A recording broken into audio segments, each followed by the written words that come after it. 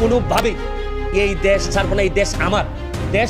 আওয়ামী লীগ যত চাপের মধ্যে পড়ে তত শক্তিশালী হয়ে গেছে। আওয়ামী লীগ সম্পর্কে এদের ধারণা আছে কিনা জানি না। দেশটা যেন ভালো থাকে, আমার আর কিছু চাওয়ার নাই। আমাদের না চিন্তা করে না, দেশ যেন ভালো থাকে। যারা নেতৃত্ব দিক, এই হবিগঞ্জ শহরটা কিভাবে দিনে দিনে তিলে তিলে পুরা নষ্ট হয়ে যাচ্ছে। সামাজিক যোগাযোগ মাধ্যম ব্যবহার করে বিভিন্ন অনিয়ম, দুর্নীতির বিরোধিতা ও সামাজিক উন্নয়ন কর্মকাণ্ডের জন্য এক সময়ের ব্যাপক আলোচিত নাম ব্যারিস্টার সুমন। ব্যারিস্টার সুমন তার বিভিন্ন সামাজিক কর্মকাণ্ডের জন্য জনপ্রিয়তা পেলে 2024 সালে জাতীয় সংসদ নির্বাচনে স্বতন্ত্র প্রার্থী হয়েও বিশাল ভোটে নির্বাচিত হন। কিন্তু গত 5 আগস্ট দেশের রাজনৈতিক প্রেক্ষাপট পরিবর্তন হলে গ্রেপ্তার হন ব্যারিস্টার সুমন। গ্রেপ্তার হওয়ার আগে এক ভিডিও বার্তায় নিজেকে নির্দোষ দাবি করে ছাত্রদের আন্দোলনের পক্ষে থাকার কথা বলেন তিনি। কোটা সংস্কারের জন্য আমি সবসময় আপনাদের সাথে ছিলাম এবং এটাতে যারা আহত নিহত হয়েছেন তাদের পক্ষেও, এই বিচারের পক্ষেও আমি ছিলাম। কিন্তু আমার ব্যর্থতা হচ্ছে আমি আপনাদেরকে বুঝিয়ে দিতে পারিনি।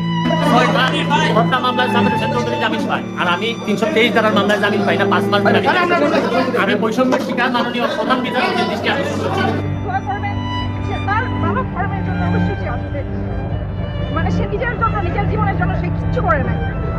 এক সময় বড় বড় দুর্নীতিবাজ এস আলম, সালমান এফ রহমান, সালাম মুর্শিদ ও কাজী সালাউদ্দিনের বিরুদ্ধে লড়াই করা ব্যারিস্টার সুমন এখন নিজেই জামিন পাচ্ছে না।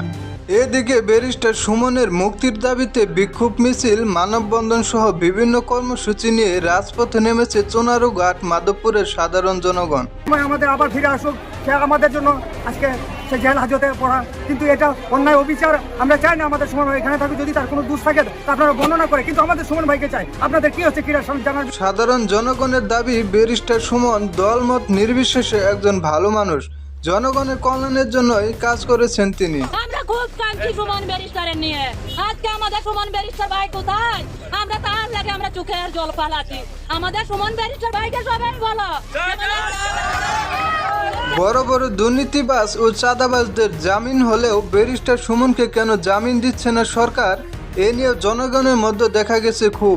আমি নিজে বলতে পারি সে 1 টাকা তার নিজের জন্য খরচ করে নাই। সে যা কিছু পাইছে সে নিজের আগে অন্যজনকে দিয়ে দিচ্ছে। কিন্তু তার বিরুদ্ধে আজকে 4টা হত্যা মামলা। সে কোনোদিন হত্যার কথা চিন্তা করতে পারে। যে লোক কোনো প্রাণী, কোনো পোষা পাখি সে হত্যা করা পছন্দ করে না, সে লোক কখনো সে হত্যা করতে পারে না। আজকে আমাকে। এছাড়াও ব্যারিস্টার সুমনের স্ত্রী স্বামীর দাবি, অন্যায়ভাবে ব্যারিস্টার সুমনকে জেলে রেখেছে সরকার। স্বামী বলেন, যে মানুষ সবসময় অন্যায়ের বিরুদ্ধে লড়াই সংগ্রাম করেছে, নিজ দলের নেতাদের দুর্নীতি অনিয়ম নিয়েও প্রতিবাদ করেছে, আজ তাকে মিথ্যা মামলা দিয়ে জেলে আটকে রেখেছে।